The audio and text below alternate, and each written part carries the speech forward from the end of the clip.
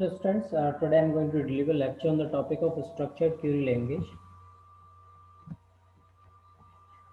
Structured query language, in short, SQL, is a standard query language for the relational database, RDBMS.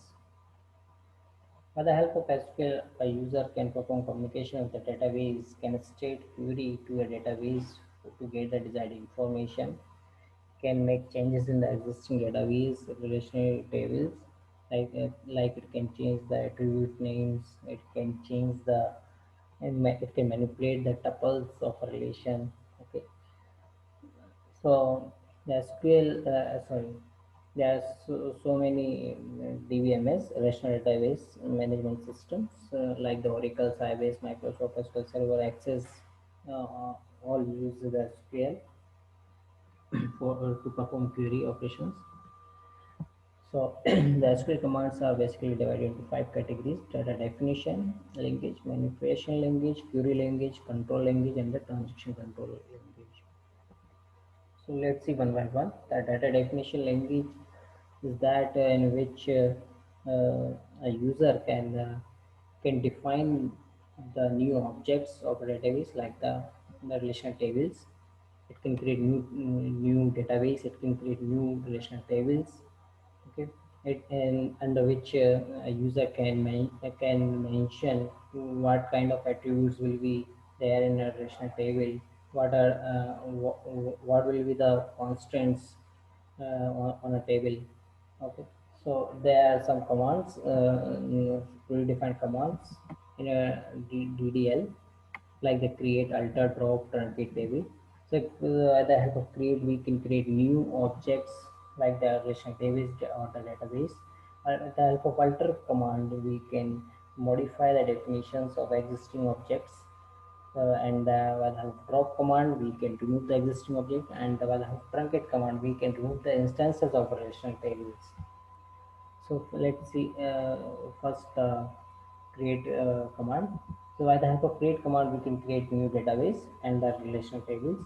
So this is here in that slide. I have shown the creation of a new database. So for this, so we will use the create database command. The create database, we will write the create database, and then we will give a space and then write the database name. So here I've written a student. So create database. Student means that a new database will create whose name is student. To delete a database, we will write the drop database, then space we will give the database for deleting the for delete to perform delete operation. So the database, after giving a name, after execution of that command, the database will be deleted. Next is the rename table command. By the help of that command, we can rename the name of the existing relational table. So rename table, then old name to new name. Okay. And there is another way to rename table. By the help of alter table command, we can rename the table. Alter table, the table name over which we are applying the alter table command, and then we use the rename, and then we will write the new table name. Okay, also we can replace the multiple tables in a single go. As you can see here, here are three, we have given the three table names and also the three new table names. Next is the create table command.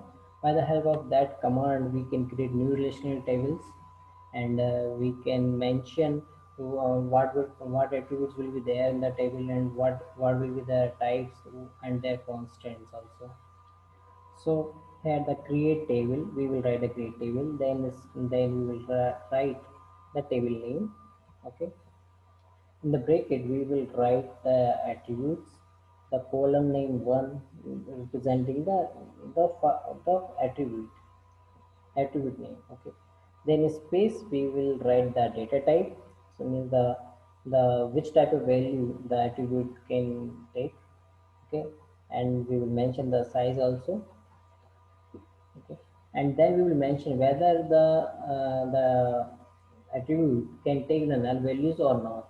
If it takes the null value, then we will write null. Okay, and if it doesn't take, then we can write the not null. Okay. So that basically three type of data types in SQL: the numeric string and the date time and the date time and the date time. Okay. So in numeric, there are several other for the classification like the int, small int, medium int, tiny int, big int, which, float, double decimal. The int to take the integer values. The small int, the range is small, uh, and the medium is slightly larger than the small int, and the tiny int is very much a small range, and in the big int the range of integers is very high, and the bit take only the binary values 0 and the 1, and the float and double takes the decimal values, but have precision is very less. What in case of decimal, it also takes the decimal values, but have precision is very high compared to the float and the double. Next is the string data type. String is further divided into the char, varchar, blob, and the enumerated data type. So char and the varchar both take the string of characters, but char is of the fixed length. Let's say if I have mentioned that the any variable which is of type character and takes the 10, and it will take the 10 characters, and I have mentioned the size of a character is 10. The size of variable is 10 means that it can take the 10 characters. Okay, and if any input comes of 5 character, then in the case of the character char, the remaining 5 characters will be padded by the null characters. Okay, but in case of varchar, if the input is of 5 character and the size is mentioned of 10 character, then it doesn't it will not consider any null character. Okay. And the blob is the one large object for to store the large images, the binary images. Okay. Next is the enumerated data type that allows the user to choose the values from some predefined from a set of predefined values. Okay, the enumerated data type. Next, the date time data type. By the help of date time and a timestamp, sorry, uh, date data type, we can take the date, take the values in the format of date. By the help of time, we can take the value in the form of time, and by the help of date time, we can take both date and the time as input. Whereas the timestamp is actually uh, calculates the number of time steps from a particular time. It actually calculates the number of time steps. Let's say number of seconds from a particular time period. Okay.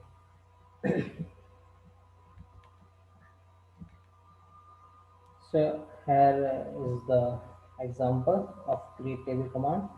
Here a customer table is created by the help of create table command.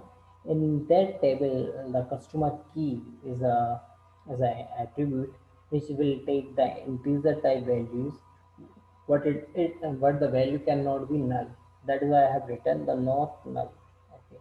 Where is the name? The name is of as you know, the name can be a string of characters. So I have taken the varchar for it, and the size of the varchar is 150, means it can take the 150 characters. Okay, the value can be null. That is why I have written the null. Okay, the data what says data what is the date, right? So I have use the data type for the data what, and the value can be null. That is why I have written the null. Email address, the varchar, and the profession is also the varchar. Size is 50, for the profession is the size is 100. Both can take the null values here. Okay. Now we will see the create table with the primary key. We all know the primary key is what? Primary key is that which doesn't take the null values.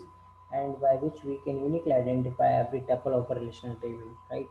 So here I have shown the way of writing the create table with using a primary key in both MySQL and the SQL Server, and for the MySQL Server, Oracle, and the MS Access. In the case of MySQL, we will write only the create table and the table name, uh, ID, which is as we know the primary cannot be null. Okay, so here I'm going to make ID primary key, and that is why I will write here the not null, because the value cannot be null. So ID, the data type is int, and then I will write the not null. Okay, next the last name. This is another attribute whose size is varchar data type 255 characters, not null.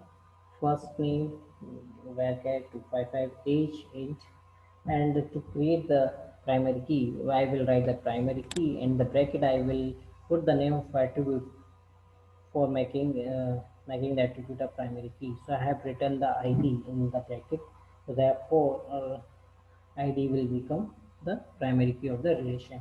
Okay. But in the case of SQL Server, Oracle, and MS Access, I can write uh, the primary key just after the mentioning the name of a attribute. Okay, so ID, I have mentioned the data type, whether it can take the null or not null. So I have mentioned the not null, and then after space I have mentioned here the ID is a primary key. Also, we can make a primary key by using the alter table command. Means the any relation which is already existing. Okay, and if we want to make any attribute a primary key, then we can use the alter table command. So we will write head alter table and then the table name over which um, in which we are going to create a new primary key, and then we will write here the add primary key, and the bracket we will mention the attribute name. Next is the foreign key constraints. As you all know, I have already discussed the foreign key and their constraints. Okay. So here, as you can see, here two tables are there. Okay. Here, the old here person ID in the order table is a foreign key. Okay. As you can see, here, the person ID in on the above table uh, uh, is a, is a is a primary key. Therefore, in the order table, the person ID will be the foreign key. Okay. So to create a foreign key, what we will do here, um, in the case of MySQL, we will write here foreign key. In the bracket, we will mention the name of attribute to make the attribute a foreign key, and then after space we will write that references. Why? Because we all know the foreign key always reference to a relation. Okay, and also we have to mention the attribute name to which it is referencing. Okay, so here I have written the references in the then space the table name to which it is referencing, the person is the table name, and to which attribute is referencing the person ID. Therefore I have written the person ID in the bracket. As you can see here, the person ID of the order table is referencing to the relation person, and referring the person ID of the relation person. That is why I have written the references, the space name, the space the table name to which it is referencing, and the bracket the attribute name to which it is referencing. And the case of SQL Server, Oracle, and MS Access, we can write like this. Uh, Simply, we write the foreign key just after mentioning the data type. As you can see, person ID, then int data type, then space the foreign key I have written, Then space the references. By the help of references, we will mention to which table it is referencing and to which attribute. So I have written the persons, the table name to which it is referencing. In the bracket, I have mentioned the attribute to which it is referencing. Okay, also we can use the foreign key on alter table, means the table is already existing and we want to make any attribute reference, foreign key. We will use the alter table command. First the alter table, here the table name is order, and then I have added the foreign key, add foreign key, in the bracket I have mentioned the person id will become the foreign key, and also we have to mention the references to which relation it is referencing and the attribute name.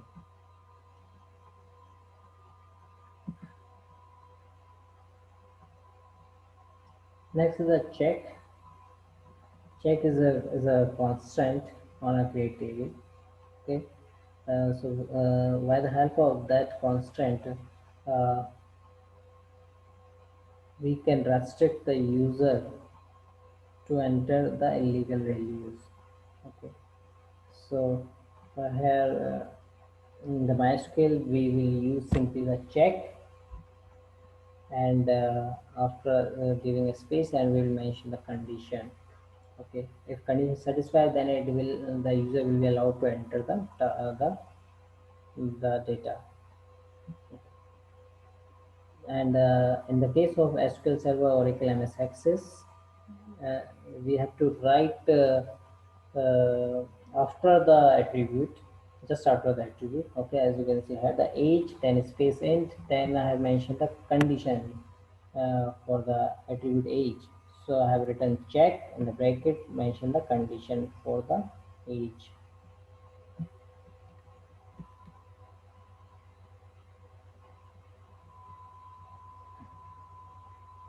So in that case, I have mentioned the two conditions for the attribute uh,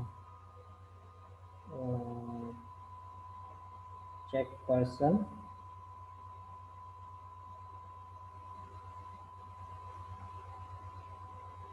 Sorry.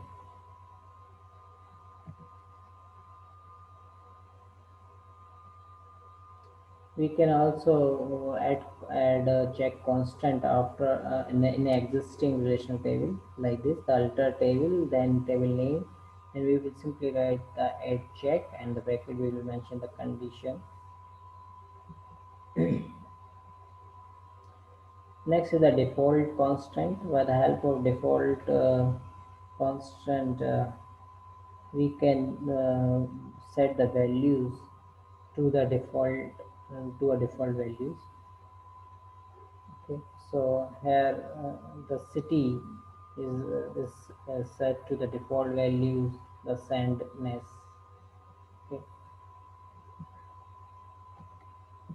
so that's all for the today's session. In the next lecture I will discuss the DML, the data manipulation language. Thank you.